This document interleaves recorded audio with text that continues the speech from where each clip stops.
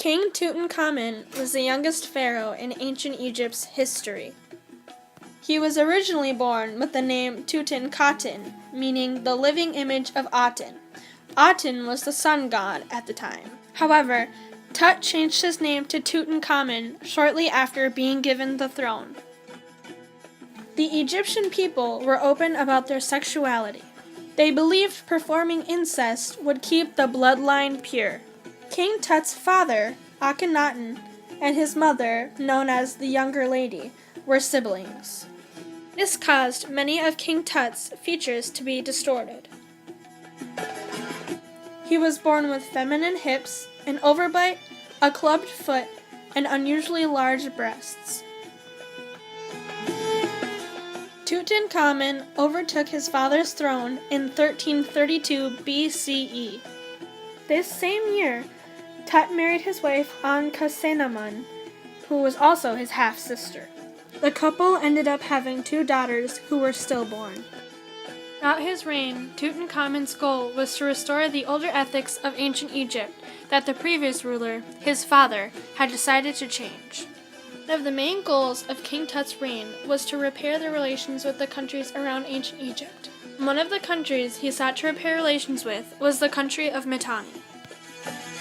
In 1323 BCE, the king died at age 19.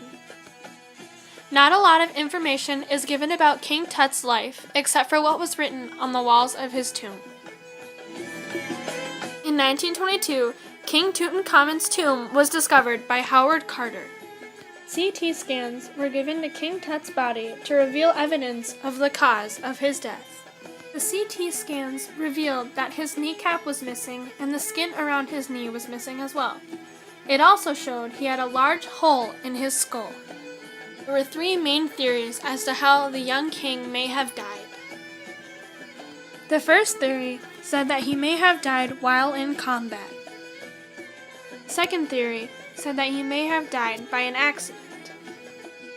The third and final theory states that King Tut may have been murdered.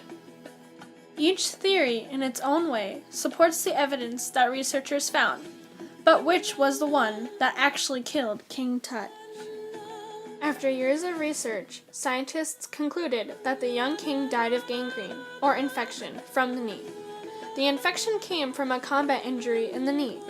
The gangrene escalated into an erratic fever that caused the pharaoh's heart to stop beating. This conclusion fully supports the missing kneecap. The missing skin around the knee is explained by the definition of gangrene, the eating away of the skin. Scientists also concluded that the hole in the skull was drilled by Egyptians during Tut's mummification ceremony. It was fun to learn about King Tutankhamun's life.